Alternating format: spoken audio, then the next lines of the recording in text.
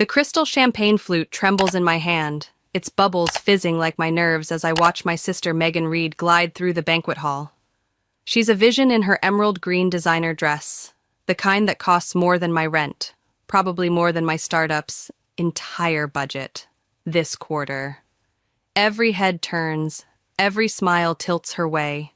It's March 14th, 2025, my parents' 40th anniversary party, but leave it to Megan to make it her personal runway. My name's Ruby Reed, 29 years old, and I've spent my whole life squinting in her spotlight. The room hums with chatter, clinking glasses, and the occasional burst of laughter from the open bar. I lean against a pillar, my scuffed black flats sinking into the plush carpet. Megan's over by the dessert table now, her Manolo Blahniks clicking like a metronome of perfection. She tosses her chestnut hair and flashes that megawatt smile, the one that landed her senior vice president at Peak Industries. I take a sip of champagne, the cold fizz sharp against my tongue, and try not to roll my eyes. "Oh, sweetie," her voice carries over the crowd as she air kisses Mom's cheek.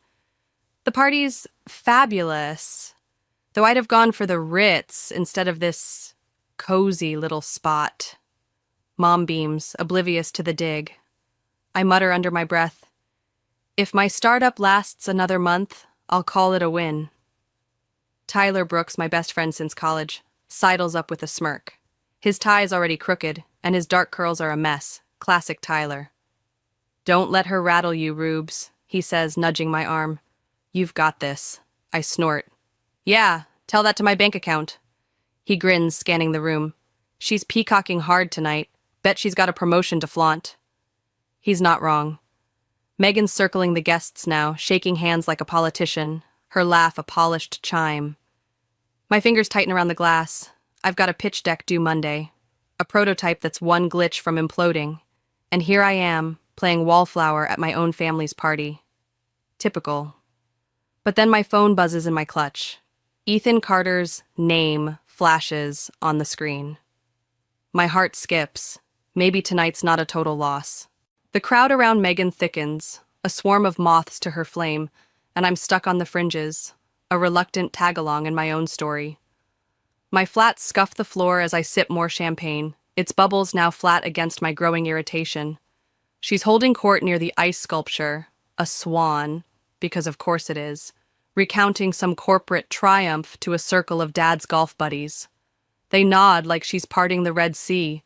Dad's voice booms across the room. "Ruby, join your sister!" It's less a request, more a summons, and I nearly spill my drink. Heads turn my way, eyebrows lifting. Great. I plaster on a smile, the kind that hurts my cheeks and weave through the guests, dodging elbows and polite nods. My sensible heels thud dully compared to Megan's crisp, sharp clacks. Two different worlds in every step. "There's my little sis," Megan says as I reach her, her tone syrupy enough to choke on. Her perfectly glossed lips curve into a smile that's all teeth. No warmth. "I was just telling everyone about my latest promotion, Senior VP at Peak Industries." The crowd murmurs approval, and I manage a tight, "Congrats," though it tastes like ash.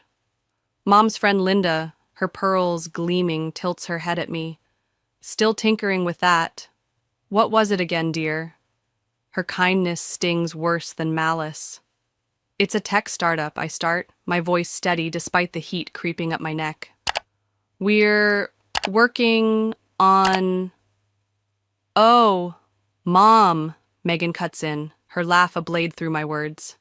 "Did I mention my $3 billion merger? 2 years in the making." She turns to me, eyes glinting with false concern. "What's your last quarter take? Ruby, still bleeding cash?" The room tilts, dozens of gazes pinning me like a bug. My skin crawls, but I grip my glass tighter, refusing to flinch. Tyler appears at my elbow, his presence a lifeline. "Here," he says, swapping my empty flute for a fresh one. "Liquid courage." I take it, grateful for the distraction, but Megan's not done. No shame in admitting the startup game's too big for you, sis, she says, loud enough for the back row. I could probably find you something entry level at peak. Great benefits. The pity in Linda's eyes, the smirks on the golf buddies' faces. It's suffocating. My company's fine, I say, louder than I mean to, my voice cutting through her smugness. We're actually on the verge of... On the verge of what? Megan's laugh turns heads again. Another busted prototype? Remember your lemonade stand, Rubes? Couldn't even turn a profit at 10. Mom titters nervously. Girls, please, this is about your father and me. But Megan raises her glass, undeterred. I'm just trying to help. We can't all be winners. Someone's got to be the family underdog. The silence is deafening. Dad stares at his shoes. Mom fusses with her earrings, and I feel the weight of every stare. My phone buzzes again in my clutch. Ethan Carter, second call. My pulse kicks up. Excuse me, I say, my voice steady despite the fury clawing my chest. I need to take this. I turn away, Megan's next anecdote already rolling, but that buzz in my hand feels like a lifeline. Something's brewing, and I'm not the underdog she thinks. I slip into the hallway, the marble cool against my back as I press the phone to my ear. The banquet hall's noise fades to a dull hum, drowned by my pounding heart. Ethan, thank you for calling, I say, forcing calm into my voice. Ethan Carter's smooth tone comes through warm, but clipped. Ruby, I've rechecked your pitch. Perfect timing, given your sister's firm. I lean harder against the wall, watching through the doorway as Megan raises her glass for another toast. Timing's everything, right? Remember when we met? I say, my words tumbling fast. You wanted innovation that helps people, not just pads profits. My software's slashing energy costs for small businesses by 40%. Real impact, real results. 3 years flash by. Late nights in my shoebox apartment, Tyler scribbling code on napkins, empty coffee cups piling up. This is it. Ethan pauses, and I hold my breath. Decisions made, he says finally. $20 million? Papers on the way. Media's getting it now. Should hit within the hour. The world tilts. You're saying yes? I ask, gripping the phone tighter. Yes, he says, a smile in his voice. No problem with the press? None, I say, thinking of the TV droning in the banquet hall. Perfect. I hang up, slumping against the wall as Tyler rushes over. Well, he asks, eyes wide. I show him the text, Ethan's term sheet, $20 million locked in. Holy hell, Rubes, he whispers. This is huge. Shh, I say, pulling him back from the doorway. It's breaking soon. I want her blindsided. His grin turns wicked. That's savage. I'm here for it. We slide back into the party, just as Dad taps his glass. Laura, he says, looking at Mom, 40 years ago, you took a chance on a guy who couldn't tie a bow tie. The crowd chuckles. I check my phone. 10 minutes to the evening news. You believed in me? Dad goes on. And that changed everything. Mom dabs her eyes. The TV's volume creeps up, a news anchor's murmur cutting through. Sometimes, Dad says, all it takes is one person believing. The TV blares. Breaking news! All heads snap to the screen. My heart stops. We're receiving reports. Ruby Reed lands $20 million from Ethan Carter in a major green tech deal. Gasps ripple through the room. Megan's glass freezes mid-sip, her face draining to chalk. The investment, the anchor continues, one of the state's largest this year, comes after Carter pulled out of talks with Peak Industries. All eyes swing to me, then Megan. Notifications flood my phone. The story's everywhere. Mom's voice quavers. Ruby, is this real? Before I can answer, Megan's champagne clatters to the floor, her perfect mask cracking. I straighten, meeting her stare. This isn't over. But for once, I'm not the one in the shadows. The banquet hall explodes into chaos. The second the news anchor's voice fades, a tidal wave of gasps and whispers crashing over the polished floors. My phone lights up like a slot machine, notifications pinging so fast I mute it just to breathe. Megan's champagne flute lies shattered at her feet, a jagged puddle of fizz soaking into the carpet, her face a mask of white-hot shock. I stand taller, feeling the weight of every stare shift from her to me, the air thick with something new.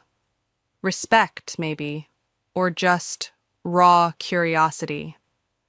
Mom's voice cuts through the din, quavering like a cracked bell. "Ruby, is this real?" She's clutching Dad's arm, her eyes wide with a mix of pride and panic. Before I can answer, the crowd surges my way, a swarm of congratulations and questions swallowing me whole. 20 million. Unbelievable. One of Dad's golf buddies booms, clapping my shoulder like we're old pals. Linda's beside him, pearls bouncing as she gushes. "Always knew you'd make it, dear." I bite back a laugh. "Sure you did, Linda," while scanning for Megan. She's gone, a ghost in her own spotlight. I catch her silhouette storming toward the exit, mascara streaking her cheeks, her perfect poise, unraveling with every step. Our eyes lock for a split second, and I see it. Rage, yes, but something else too, something raw and unguarded. "Someone's gotta be the family letdown," I say softly, loud enough for the nearest guest to hear. But it's not me anymore. The words hang there, a quiet bomb, as she disappears through the doors. Tyler weaves through the throng, two fresh flutes in hand, his grin wide enough to split his face. "Time for a real toast," he says, pressing one into my grip. I take it, the cold glass grounding me as Mom grabs my elbow. "Oh, honey," she says, her voice thick. "We had no idea you were... this." I meet her gaze, steady despite the lie in her words. "Yeah. Well, I've been busy." Dad's hovering now, loosening his bow tie, muttering, "Should have paid more attention."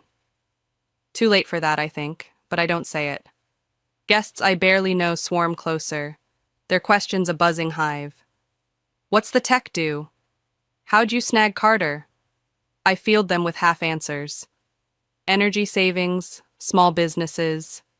Just good timing, until Natalie Hayes, my mentor, cuts through like a lifeline. Her gray blazer's sharp as her tone. "Let's get some air," she says, steering me toward the terrace. I follow, grateful for the escape, Tyler trailing with a smirk. Outside, the evening air hits my flushed skin, crisp and cool against the chaos, still buzzing inside. Natalie hands me a water instead of champagne, her dark eyes steady. "Tomorrow's when the grind starts," she says, leaning against the railing. "Tonight, you enjoy watching her squirm." I sip the water, the glass slick with condensation, and glance back through the glass doors. The TV's still looping the story, my company logo flashing next to Ethan's name. "Not why I did this," I say, but a small, wicked part of me disagrees. Tyler leans in, voice low. "She's giving a speech. Heads up." I spin back inside just as Megan's voice rises from the center of the room, mascara smudged but steady. "As the more experienced businesswoman here," she's saying, "I feel it's my duty to warn about startup risks." My stomach twists. Natalie mutters, "Damage control," but I'm already moving. Megan's parting shot echoes as she grabs her purse. "This isn't done, Ruby." And I know she's right. The night's flipped everything, but the war's just begun. Morning light barely cracks through my office blinds, but the place is a war zone. Phones screaming, emails piling up, reporters camped outside like vultures. I tug at my blazer, its sleeves creased from a sleepless night, and stare at my computer screen. Headlines scream, "Ruby Reed's $20 million coup shakes green tech." I should feel victorious, but Megan's voice from a streamed interview cuts through my haze. I worry about green startups over-promising investors. She's in her office, composed as ever, spinning this her way. Tyler bursts in, coffee sloshing in his hand. She's online, Business Insider, 20 minutes ago. I pull it up, her words a knife twist. Peak Industries believes in proven records, not flashy prototypes. My fingers hover over the keyboard, itching to fire back when the door bangs open again. Megan strides in, her navy suit immaculate, a folder tucked under her arm. Well, well, she says, her smile razor-sharp.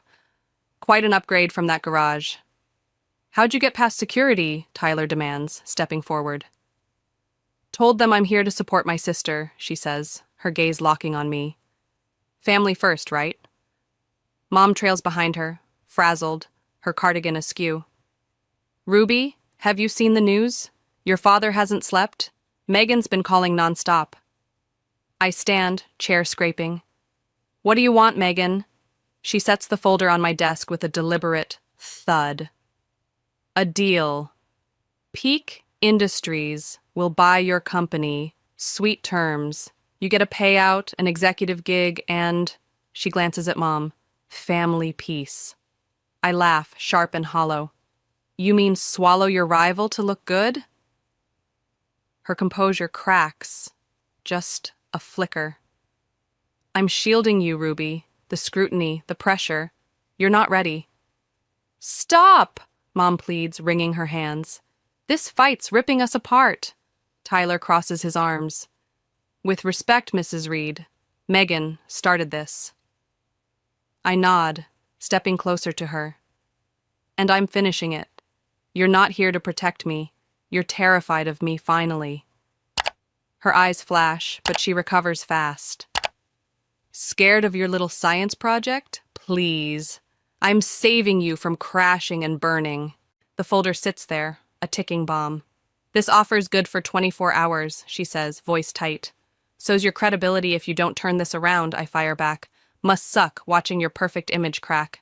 She leans in, close enough I smell her perfume. Floral. Expensive. At least, I built my success honestly, not by hijacking family events for publicity. My breath catches. Honest? Should we talk about how you got your first promotion? Dad's buddy investing after that cozy dinner? Girls! Mom's voice breaks, tears spilling. Stop. Just stop. Megan straightens, smoothing her jacket. Think about it, Ruby. You're in over your head. She turns to leave, but I call after her. Must be tough not being the only star anymore. She pauses, back stiff, then walks out, Mom trailing with a helpless glance. Tyler whistles low. She's rattled. I slump into my chair, staring at the folder. Yeah, but she's not wrong about the pressure. My phone buzzes. Natalie. Press conference in 40, she says when I pick up. Megan's spinning her narrative. We need to move. I grab my laptop, heart pounding. On my way. The stakes just doubled, and Megan's not backing down. Neither am I. The living room smells like burnt sugar, Mom's stress-baked cookies cooling on every surface as I step inside at 6:50 p.m. Megan's SUV's already in the driveway. She beat me here, of course, setting the stage like always. Dad's in his armchair, looking older than his 64 years, his tie undone. Mom emerges from the kitchen, apron dusted with flour, her eyes red.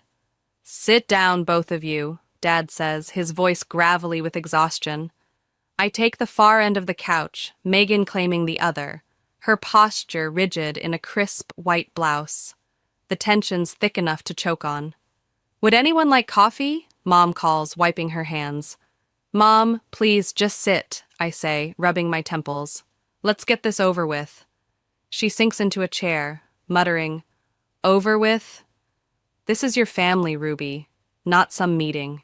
Megan smirks. Could have fooled me.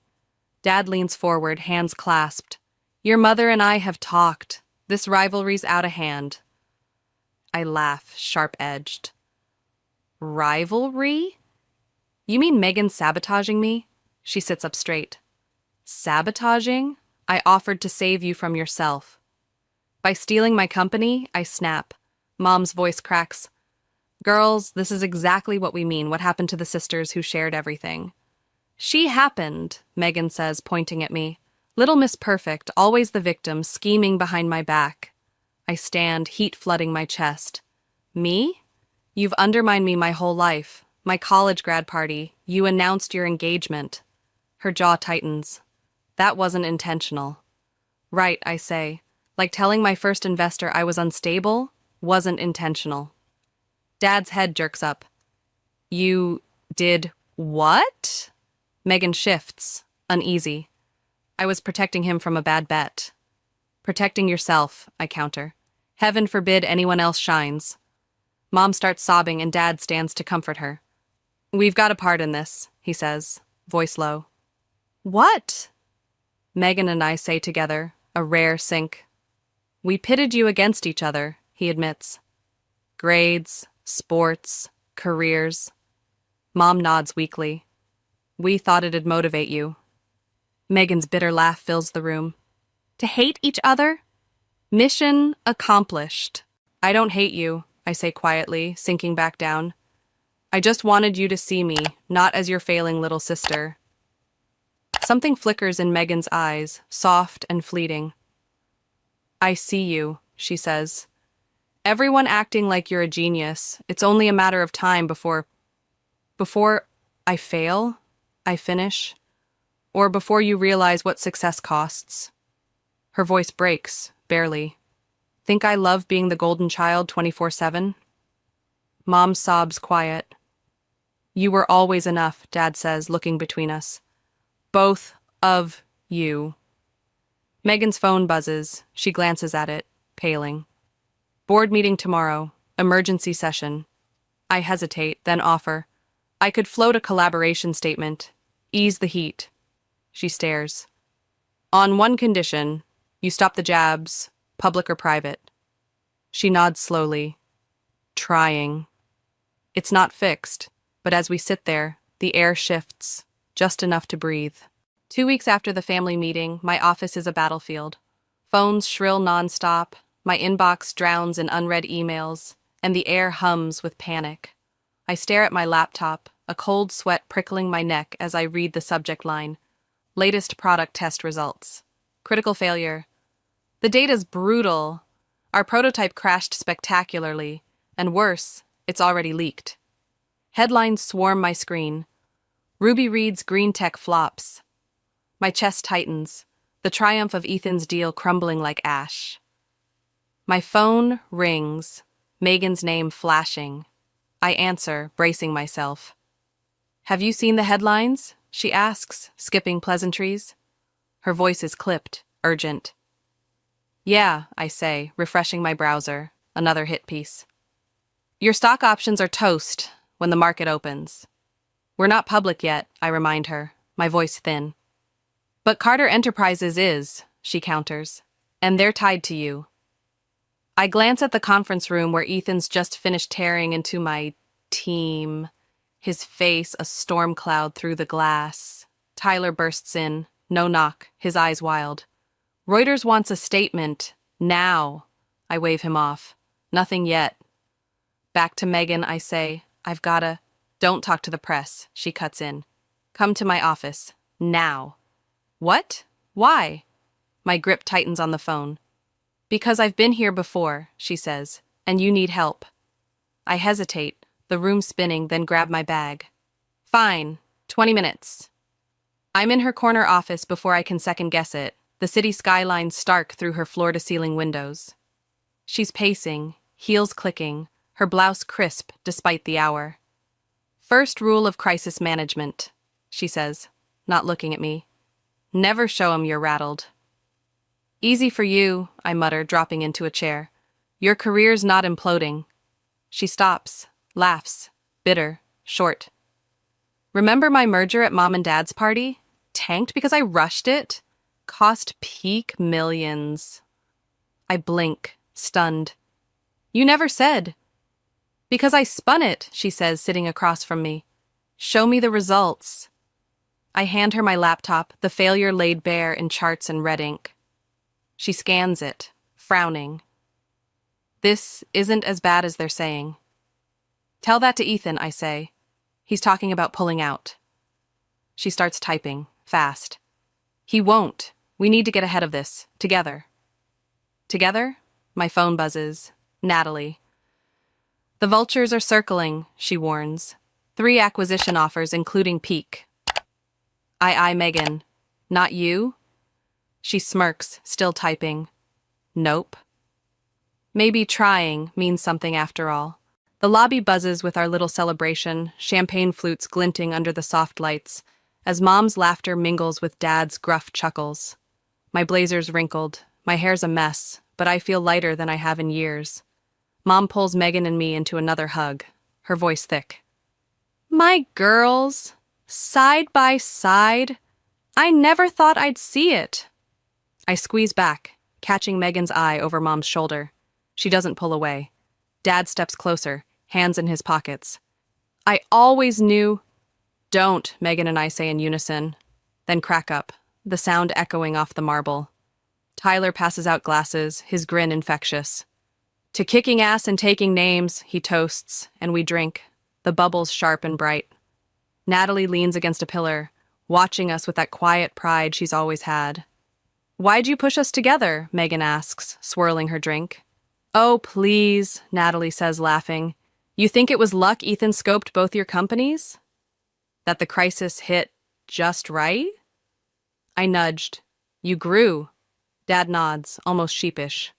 Smart lady. I hug her again, whispering, Thanks for the shove. She winks. Knew you'd figure it out. Megan pulls a folder from her bag, her eyes sparking. Got ideas for our first joint project already? I take it, flipping it open. Safety upgrades, rollout plans.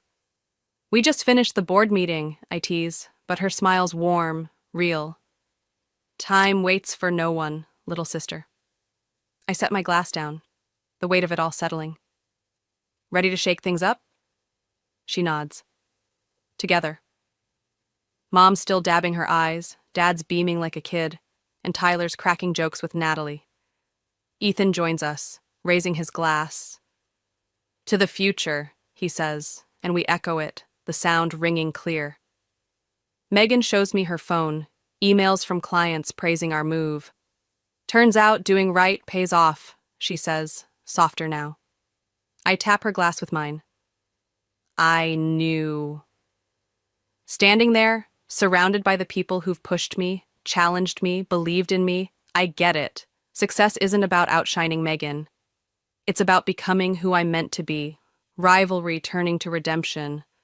The shadows are gone, and what's left is ours, together. The Carter Enterprises boardroom feels like a courtroom, its long table lined with suits staring us down like judges. Megan and I sit side by side, an odd alliance under the fluorescent glare. My hands sweat as I clutch my tablet, the technical analysis ready. She's cool beside me, her notes crisp, but I catch her tapping her pen, a rare tell. The board's lead, a gray-haired exec named Harris, waves our joint press release. This partnership feels desperate, he says, voice gravelly. It's strategic, Megan fires back, smooth as silk. Peak's engineering team pinpointed the testing anomaly. I pull up the data on the screen, my voice steadier than I feel. The core tech's solid, it's the parameters we botched. Fixable with Peak's scale. Harris squints, unconvinced, but I push on.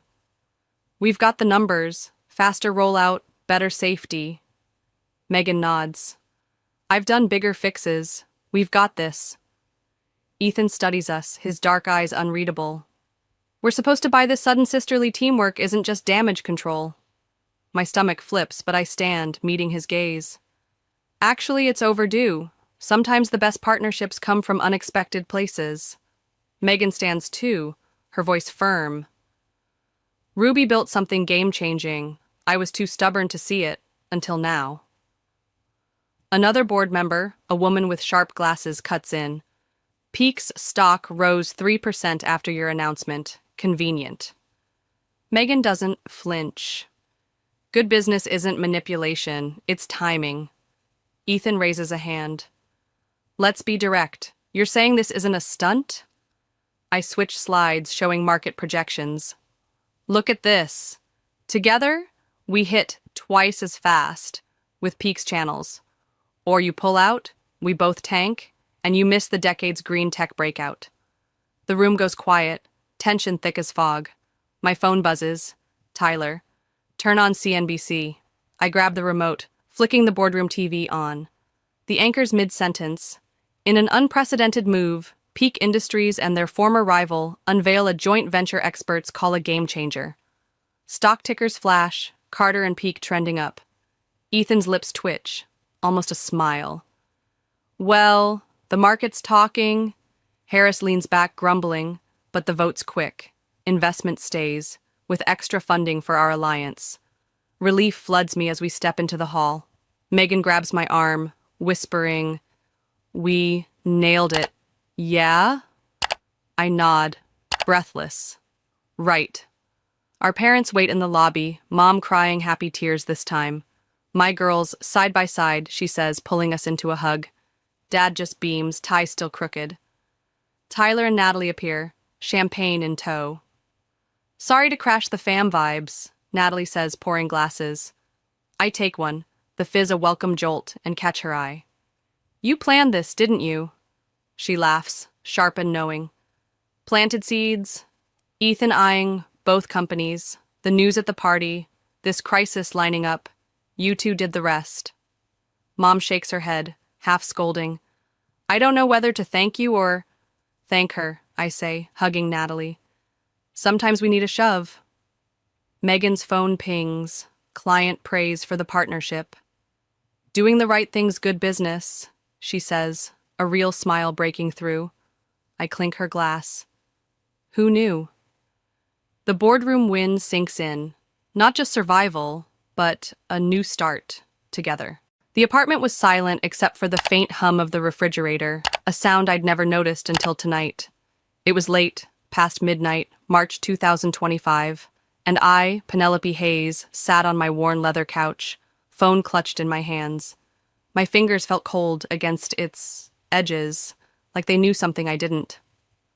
A text had pinged an hour ago from Ethan, the 24-year-old junior analyst I'd taken under my wing 3 years back.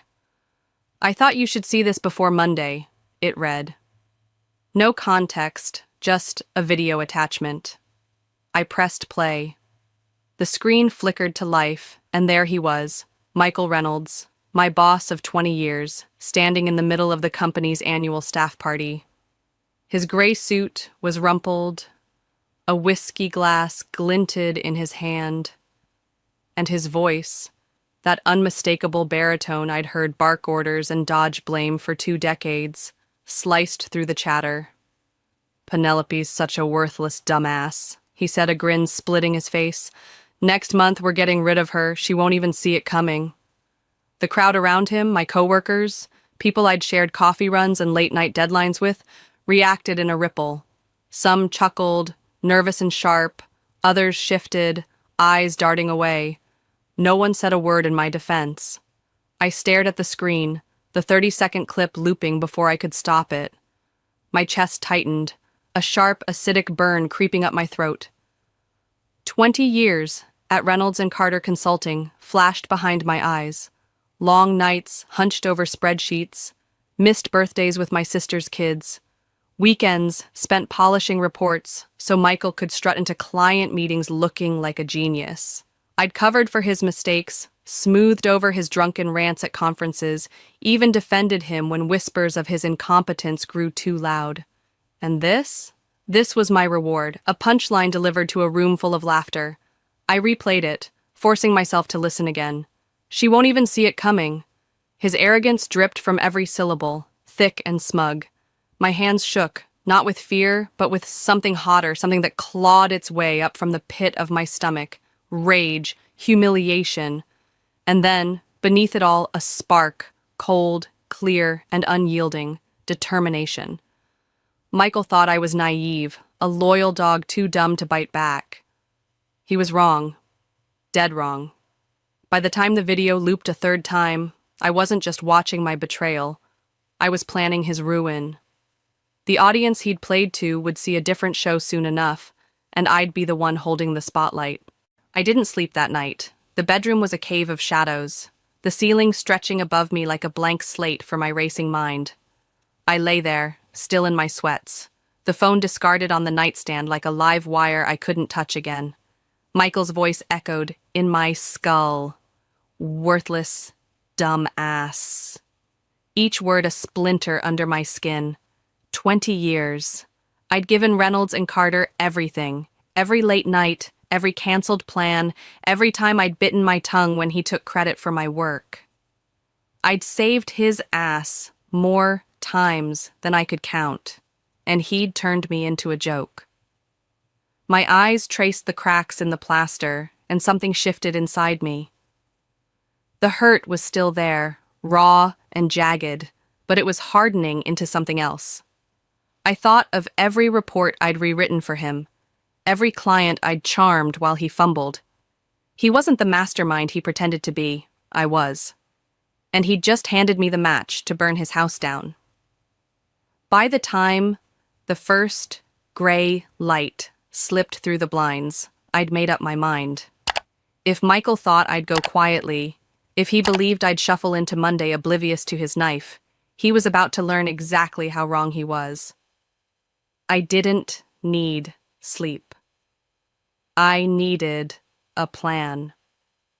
And as the clock ticked toward dawn, I felt the first threads of it weaving together, tight, deliberate, and sharp enough to cut. I walked into Reynolds and Carter at 7:55 a.m., same as always.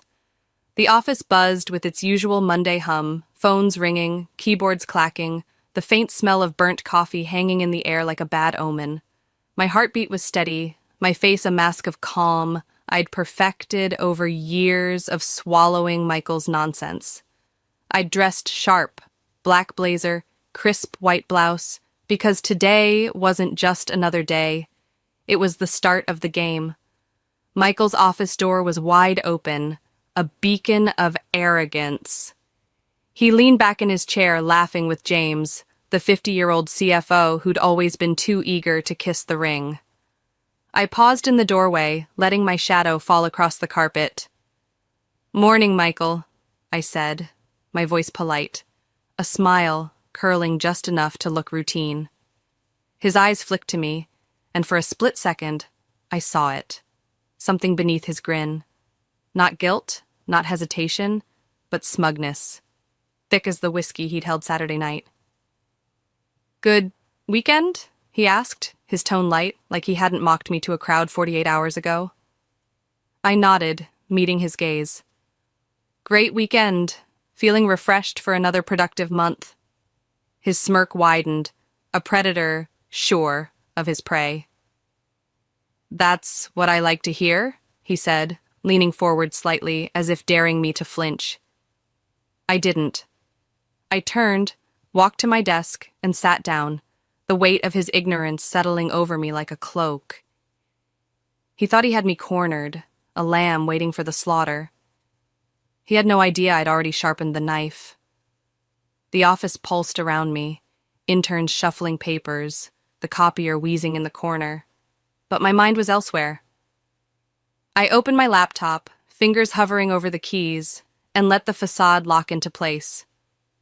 For now, I'd play the part, loyal Penelope, clueless and compliant. But beneath it, I was already moving pieces he couldn't see. If he thought I'd blindly walk into my own execution, he didn't know me at all. I glanced at his office again, his laughter drifting out like a taunt. "Enjoy it, Michael," I thought. "It's the last time you'll laugh on my dime." The game had begun, and I was 3 steps ahead before he'd even rolled the dice. The next 4 weeks were a performance, every move rehearsed to perfection. I walked into Reynolds and Carter each morning with the same composed smile, my heels clicking against the tile like a metronome counting down Michael's days. The office hummed around me, phones trilling, the printer's endless whine. But I was a ghost in the chaos, playing the role of the perfect employee. I nodded in meetings, offered solutions with just the right amount of enthusiasm, and took on extra work without a flicker of complaint. Late nights became my sanctuary, the fluorescent lights buzzing overhead as I stayed past the others, fingers flying over my keyboard. But I wasn't polishing reports for Michael anymore. I was collecting. Emails piled up in a hidden folder. Every careless directive he'd sent, every backhanded compliment buried in a thread. Contracts followed, ones I'd drafted or salvaged, each a testament to the work he'd claimed as his own. Financial reports, too. Sloppy numbers James had signed off on, gaps I'd quietly filled for years. Most wouldn't think twice about these scraps, but I did. I thought twice about everything. Beneath the surface, I was building a net to drag Michael down, thread by thread. And it wasn't just paper I gathered. I reached out to old clients, the ones who'd stayed loyal to me, not him, casual calls, a subtle hint. I'm considering new opportunities. Their responses were immediate, eager. Penelope, we'd follow you anywhere. I smiled into the receiver, filing their trust away for later. Then there was the attorney, a sharp-eyed woman named Claire, mid-30s, who met me over coffee downtown. I laid out the groundwork, severance clauses, non-competes, the legal edges I could dance along. She nodded, pen tapping her notepad. "You've got options," she said. "Play this right and he'll feel it where it hurts." I left with her card and a plan taking shape. The final piece clicked when I dialed Pierce and Associates, a competitor that had been sniffing around Reynolds and Carter for months.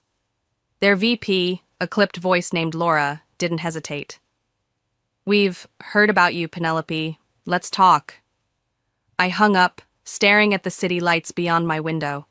Michael's whiskey-soaked laugh from that video looped in my mind, fueling every step. I wasn't just leaving. I was taking everything he took for granted with me. Clients, credibility, control. 4 weeks of smiling through the lie, and I was ready to pull the first string. The morning of my final day broke gray and heavy, the air thick with a tension only I could feel. I arrived at Reynolds and Carter early, before the sun had fully risen, my laptop bag slung over my shoulder like a weapon. The office was quiet, just the hum of the HVAC and the faint drip of the coffee machine. I settled at my desk, watching the minutes tick toward the end game.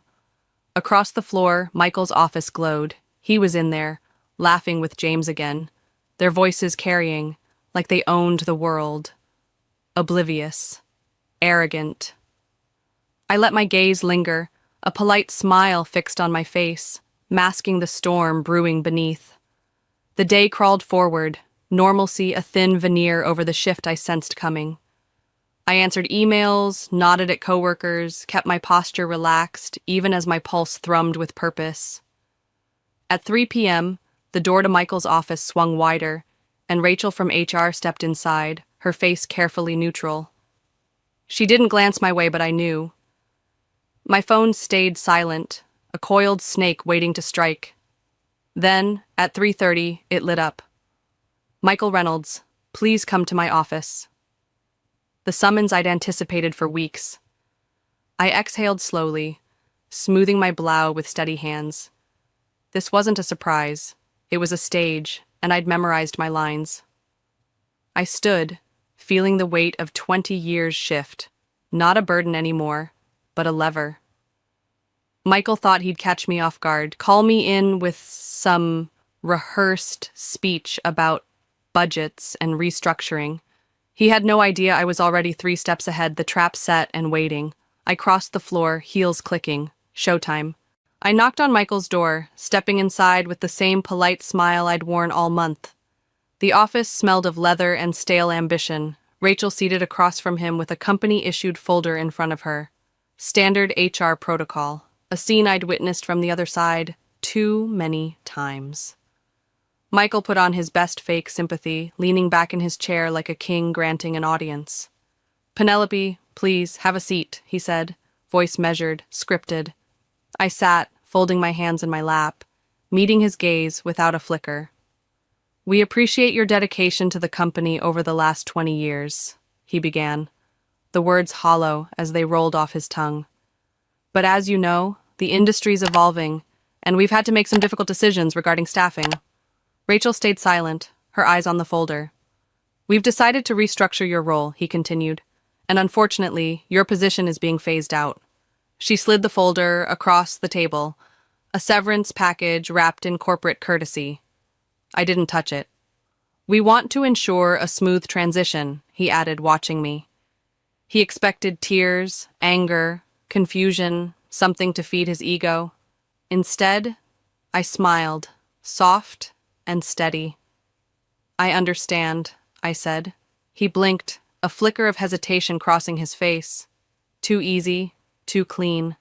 He cleared his throat. We'll need your company laptop and access badge before the end of the day. And, of course, a non-disclosure agreement regarding operations. I nodded, still calm. They wanted me quiet, a ghost fading without a whisper. Then he leaned forward, voice dropping into false warmth.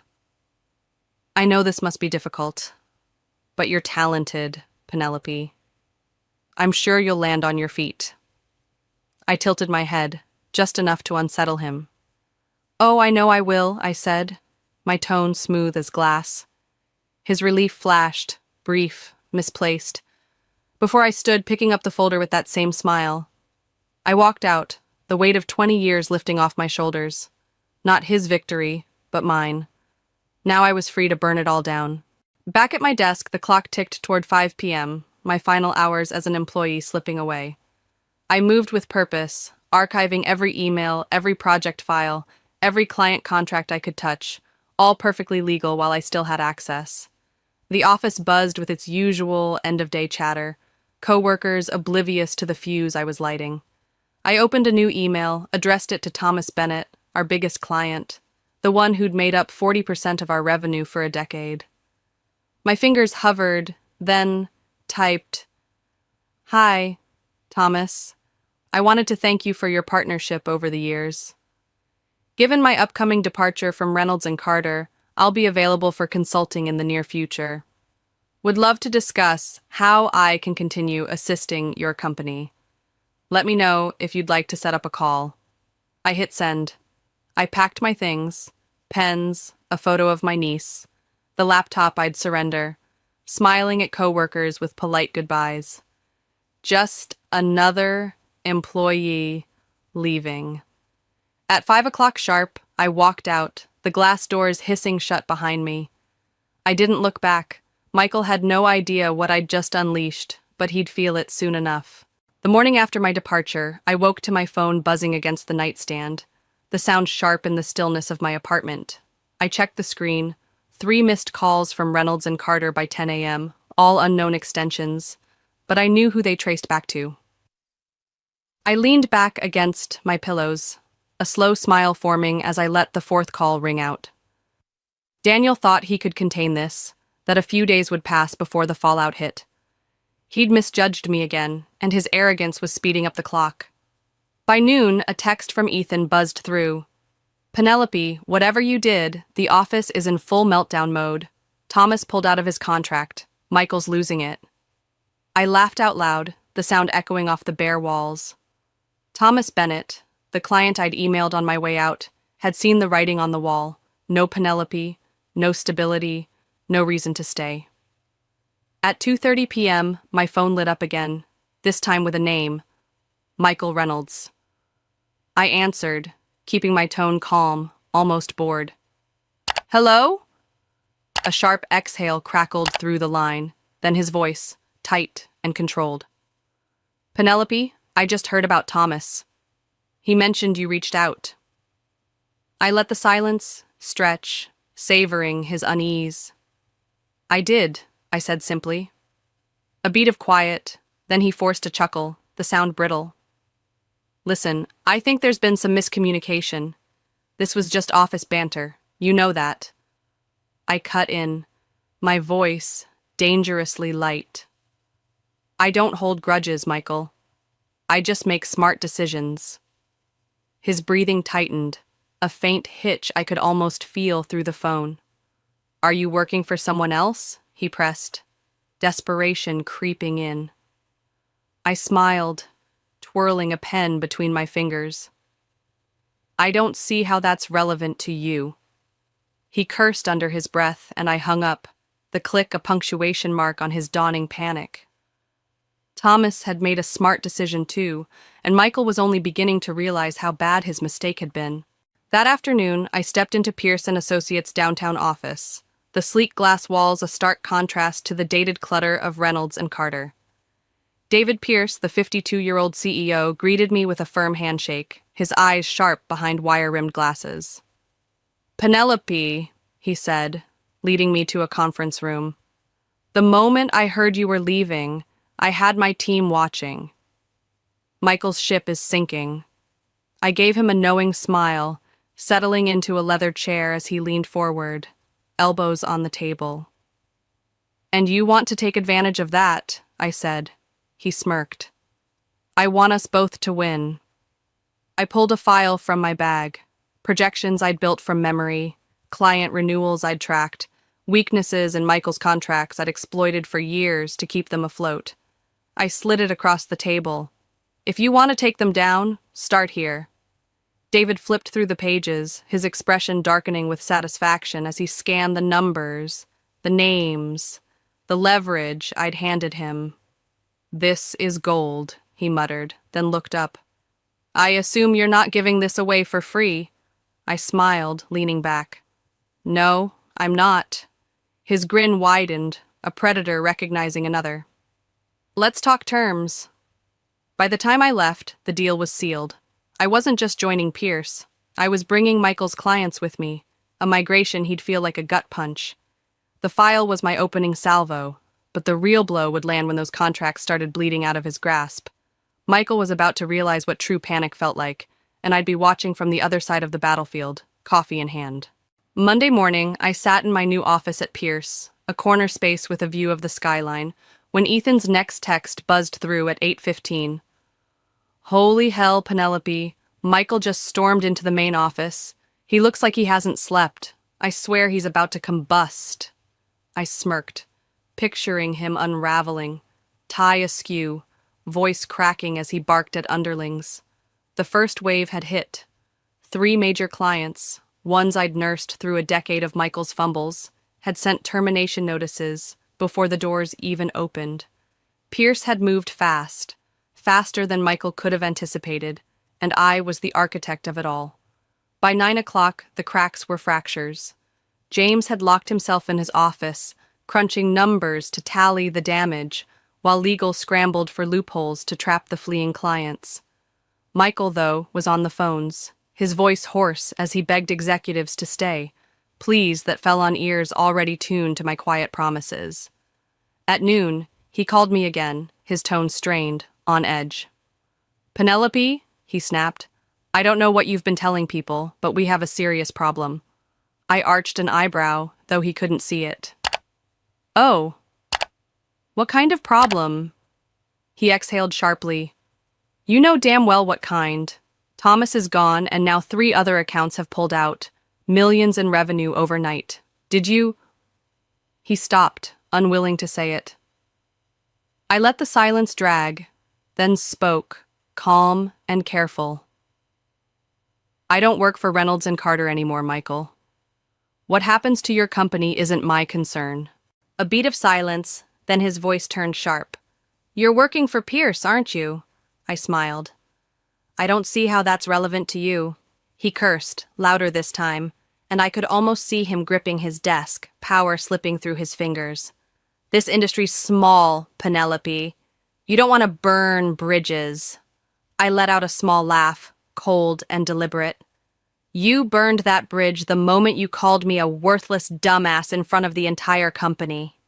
He went quiet, and I hung up, the fear in his silence sweeter than any apology. By 3 p.m., Ethan texted again.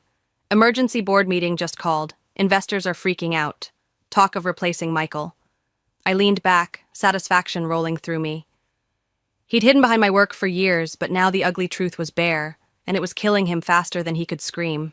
Tuesday morning, I walked into Reynolds and Carter, not as an employee, but as a warning. The office was a graveyard of tension, the usual chatter replaced by whispers behind screens, quick glances darting my way. I crossed the floor, heels echoing, until I reached Michael's office. I knocked, and his gruff, "Come in," rasped through the door. I stepped inside, closing it behind me. He sat at his desk, tie loosened, dark circles bruising his eyes, his arrogance stripped bare. I took a seat across from him, mirroring our firing scene a week ago, and tilted my head. "How's it going, Michael?" I asked, voice light. His jaw clenched, a muscle twitching. "Cut the crap, Penelope. What do you want?" I smiled, letting the question hang. "Me? I just wanted to see how you were doing." He let out a bitter laugh, the sound scraping the air. "Oh, you know how I'm doing." I did. He took a deep breath, leaning forward. "Look, if there's a way to fix this, to make it right, what would it take?" The desperation in his voice was thick, a surrender I'd waited for. I leaned in, voice soft but firm. "There's no fixing this, Michael." His expression hardened, but his eyes flickered with defeat. I stood, smoothing my blazer. "Enjoy unemployment," I said, turning to leave. Before I walked out, I glanced back, delivering the final cut he'd never expected. And then I was gone, leaving him in the ruins he'd built. By Friday, the headlines hit like a thunderclap, plastering Michael's ruin across every screen I scrolled past. "Major client exodus at Reynolds and Carter, CEO under fire," blared one. "Pierce and Associates acquires key clients in strategic move," crowed another. I sat in my new office at Pierce, sipping coffee, the bitter brew a perfect match for the satisfaction curling through me. The empire Michael had built on my sweat and his swagger was crumbling into dust, and the world was watching. At 10 a.m., Ethan's text buzzed through. "Penelope, you're not going to believe this. Emergency investor meeting. Rumor is they're forcing Michael out." I leaned back, smiling to myself. Right on schedule. At 3 p.m., the internal email from Reynolds and Carter confirmed it. Effective immediately, Michael Reynolds has stepped down as CEO. An interim leadership team will be announced soon. I read it twice, letting the words sink in. Fired, publicly humiliated, gone. Then, at 5:30, my inbox pinged again. Subject, "Let's talk," from Michael himself. I opened it, his desperation spilling out.